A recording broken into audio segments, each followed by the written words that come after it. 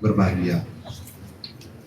Pada kesempatan malam hari ini, saya akan menyampaikan terkait dengan update penanganan kasus kekerasan dalam rumah tangga yang dilaporkan oleh pelapor atas nama Saudari Lesti Kejora yang melaporkan ke Polres Metro Jakarta Selatan pada tanggal 28 September tahun 2022 adanya perbuatan kekerasan dalam rumah tangga yang dialami oleh korban. Dengan terlapor adalah atas nama Muhammad Rizky. Kemudian setelah mendapat laporan, tentunya penyidik dari Polres Metro Jakarta Selatan melakukan pemeriksaan terhadap korban, kemudian juga terkait dengan KDRT tentunya kita memerlukan keterangan hasil visum yang mana ini memerlukan tempo waktu pada saat itu. Kemudian sejalan bergulirnya waktu, kemudian penyidik juga melakukan pemeriksaan terhadap beberapa orang saksi hingga malam hari ini termasuk dengan saudara Muhammad Rizky sudah ada 6 orang saksi yang kita periksa. Kemudian sedianya memang pemeriksaan saudara Muhammad Rizky ini yang hari ini sudah dilakukan mulai jam 11 siang tadi hingga saat ini. Sedianya adalah besok kita lakukan. Itu berdasarkan surat panggilan yang kita layangkan kepada yang bersangkutan atas permintaan yang bersangkutan juga yang semestinya minggu lalu tanggal 6 Oktober itu kita periksa. Tetapi minta diundur 1 minggu, yaitu menjadi tanggal 13 Oktober tahun 2022, yaitu besok. Tetapi permintaan dari yang bersangkutan melalui kuasa hukumnya minta dimajukan lebih cepat menjadi hari ini. Dan ini juga direspon oleh kepolisian dalam ini Polres Metro Jakarta Selatan dengan baik. Kita merespon dan juga melakukan pemeriksaan hari ini. Hari ini pemeriksaan dilakukan ya sesuai dengan tahapan yang sudah kita lakukan. Mulai dari penyelidikan kasus ini, kemudian menaikkan statusnya menjadi penyidikan. Kemudian hari ini juga kita periksa tadi jam 11 siang saudara Muhammad Rizky sebagai saksi.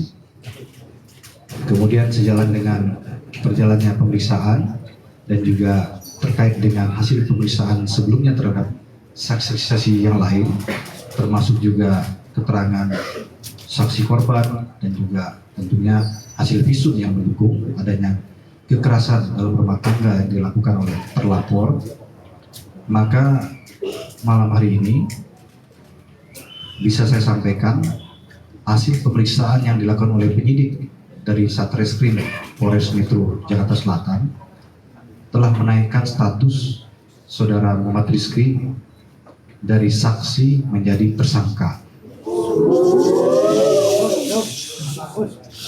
Tentunya ini dilakukan ya berdasarkan fakta hukum yang kita miliki sesuai dengan ketentuan dalam peraturan perbuatan pidana dalam KDRT diatur dalam Undang-Undang Nomor 23 Tahun 2004 di mana yang bersangkutan disangkakan terhadap pasal 44 ayat 1 yaitu melakukan kekerasan fisik terhadap korban yang didukung oleh alat bukti yang lain pendukung termasuk visum sehingga ancaman pidananya adalah 5 tahun penjara.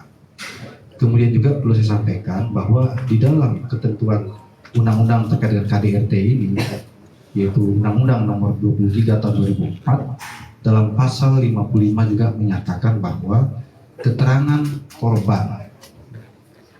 korban dan didukung dengan satu keterangan alat bukti lain itu sudah bisa menetapkan terlapor sebagai tersangka. Nah, dalam hal ini kita telah memiliki lebih dari 2 alat bukti dan sehingga malam hari ini status yang bersangkutan dinaikkan menjadi tersangka. Kemudian rencana tindak lanjut dari penyidik adalah malam hari ini juga ya akan dilakukan pemeriksaan terhadap saudara Muhammad Rizky sebagai tersangka. Ya, sementara rehat sejenak karena kita berikan ruang waktu untuk beristirahat, tetapi kita sudah menyampaikan kepada yang bersangkutan bahwa statusnya sudah dinaikkan sebagai tersangka, yang bersangkutan juga sudah mengetahuinya. Kemudian kita akan melakukan pemeriksaan malam hari ini. Kemudian setelah itu nanti penyidik yang akan menentukan, nanti akan disampaikan oleh Pak Kapolres atau Kasiumas Polres, apakah malam hari ini ditahan atau bagaimana ya, nanti kita update lebih lanjut. Demikian rekan-rekan ya yang bisa saya sampaikan. Saya lagi kepolisian dalam hari ini bekerja berdasarkan fakta hukum, kemudian kita mengedepankan keadilan bagi semua pihak. Sampai dengan hari ini pun kita memanggil yang bersangkutan, kita periksa.